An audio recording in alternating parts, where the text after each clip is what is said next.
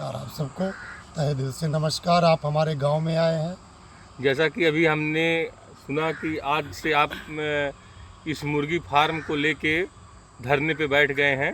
देखिए, बहुत प्रॉब्लम है और ये प्रॉब्लम आज से नहीं, 2019 से हमारे गांव में। और हमारा घर आप देखेंगे बगल में, अगर आप कैमरा दिखाएंगे 50 मीटर है मुर्गी फार्म, देख लीजिए। और कितना बड़ा यहाँ मुर्गी फार्म है, लाखों की संख्या मुर्गी है। आप किधर भी अगर इधर लगाएंगे कैमरा दिखाएंगे तो सब जगह मोर पंखे, मुर्गी के पंख जो है बिखरे हुए हैं। और जी जी। कुत्ते ये मर जाते हैं तो बाहर ये सब फेंक दे रहे हैं। और ये कुत्ते जो खाते हैं, इसको इतने इंजेक्शन लगे होते हैं मुर्गियों को, वो कुत्ते पागल हो जा रहे हैं। और वो कुत्ते पागल होकर हमारे पशुओं पे अटैक कर रहे हैं। और सबसे बड़ी प्रॉब्लम्स जो है, नज़दीक घर है, और नज़दीक घर तो मेरा 50 मीटर पे है, 2 किलोमीटर के 3 किलोमीटर के दायरे में इसका गंद जाता है।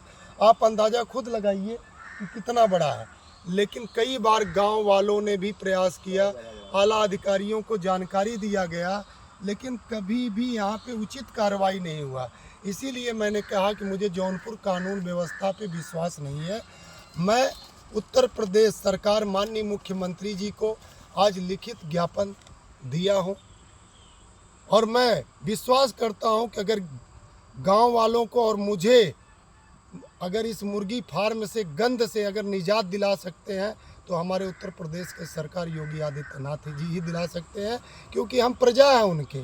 और आज हम सब मुर्गी फार्म के गंद से परेशान हैं। गांव में हर घर पे किसी को चक्कर आ रहा है, किसी का ब्लड प्रेशर बढ़ जा रहा है, किसी को टीबी की मरीज हो रहा है, कोई मिर्गी का पेशेंट हो रहा है। तरह तरह की बीमारियां जो है जन्म ले रही हैं।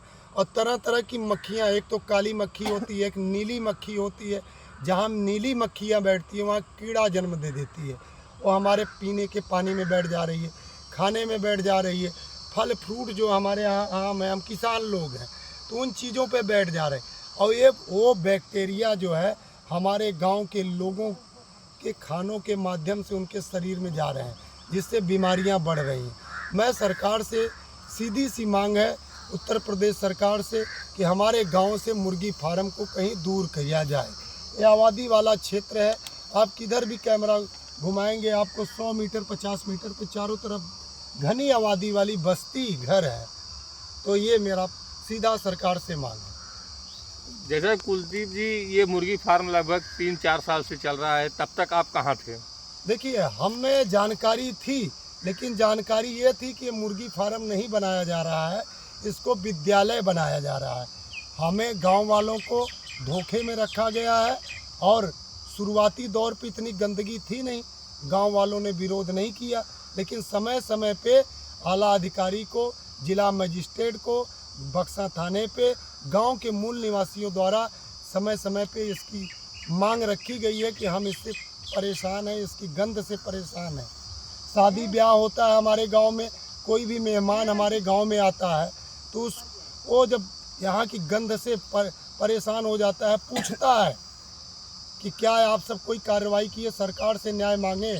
सरकार से हम गांव के लोगों ने भी न्याय मांगा, लेकिन जब, इसीलिए तो मैं कह रहा हूं कि मुझे जौनपुर व्यवस्था पे विश्वास नहीं है, न्याय पे विश्वास नहीं है। मैंने सीधा उत्तर प्रदेश मुख्यमंत्री योगी आदित्यनाथ से इसीलिए न्याय की गुहार लगाया है कि उनकी देखरेख में हमें सबको मुर्गी फार्म से निजात मिले। जी, तो इस तरीके से आप धरने पे बैठे हैं, धीरे धीरे लोग इकट्ठा भी हो रहे हैं, और क्या आप सफलता पा जाएंगे, ऐसा विश्वास करते हैं आप? देखिए, किसी ने कहा है जब तक तोड़ेंगे नहीं तब तक छोड़ेंगे नहीं। माझी जी थे, उन्होंने रास्ता बनाने के लिए पत्थर को तोड़ के रास्ता बनाने का काम किया। और हमने तो ये शुरुआत की, हमको आज प्रॉब्लम से, मैं तो अपना दुखड़ा गा रहा हूँ। मेरे 2 छोटे छोटे बच्चे हैं, बेटी है, माँ है, बहन है, भाभी है, परिवार है, हमारा गांव है। मैं अपना दर्द किससे कहने जाऊँ? जी जी बिल्कुल। और आज मुझे तकलीफ़ है, जिन भाइयों को भी तकलीफ़ है वो यहाँ पर पहुँच रहे हैं और अपनी मजबूरियाँ बता रहे हैं कि हम भी आपके साथ हैं, और जो सहयोग होगा वो हमारा कर रहे हैं। पूरा गांव हमारे साथ खड़ा है। इसके पहले आप किसी जौनपुर अधिकारी को आपने सूचना दिया है? हम सीधा हम राजा को चुनते हैं। अब प्रजा की जिम्मेदारी राजा की होती है और राजा ने प्रशासन व्यवस्था बनाया है। और मैं डीएम जी को, जिला मजिस्ट्रेट जी को नहीं ज्ञापन इसलिए नहीं दिया क्योंकि हमें जब ये पता चला कि हमारे गांव के लोगों ने जब न्याय के लिए गुहार लगाया तो उस समय इन आला अधिकारियों द्वारा कानूनी कार्रवाई क्यों नहीं किया गया है। और जब नहीं किया गया है तो उत्तर प्रदेश सरकार उन अधिकारियों के ऊपर भी जांच करने का कार्य करे। बिल्कुल सही बोल रहे हैं आप। तो ये आपका अनशन कब तक जो मेरा अनशन रहेगा और तब तक रहेगा जब तक हमें मुर्गी फार्म से न्याय नहीं मिल जाता है। और इसके लिए और बड़ा आंदोलन करेंगे हम। इसके लिए जौनपुर मजिस्ट्रेट प्रोटेस्ट स्थल पे भी प्रोटेस्ट करेंगे, दिल्ली जंतर मंतर पे भी जाएंगे और जनता दरबार में माननीय मुख्यमंत्री योगी आदित्यनाथ जी से भी मुलाकात करके सारी घटनाओं को बताने का काम करेंगे। इतनी धूप में आप बैठ के अनशन दे रहे हैं, आपकी तबीयत खराब हो जाएगी,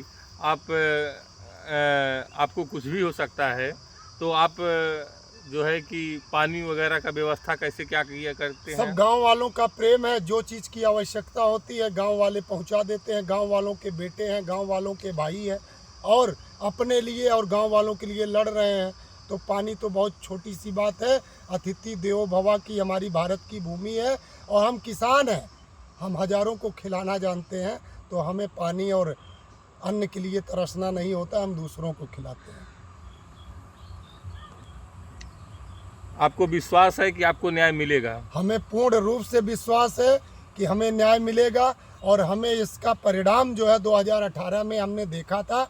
हमने अपने गांव में गौशाला का सरकार से आवेदन किया था, हमारे गांव में गौशाला बना और हमारे ऊपर कई शरारत तत्व प्रशासनिक और गांव के और अन्य राजनीतिक षड्यंत्र हम पे किया गया, जिसका न्याय हमें माननीय उत्तर प्रदेश सरकार द्वारा दिया गया। मुझे विश्वास है कि मुझे और मेरे गांव वालों को इस मुर्गी फार्म से निजात मिलेगा।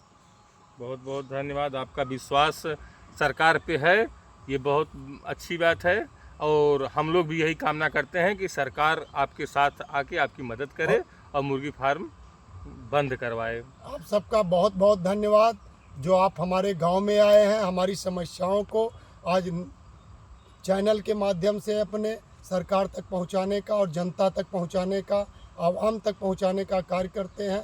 सोशल मीडिया को मैं तहे दिल से धन्यवाद करता हूं, हाथ जोड़ के नमन करता हूं।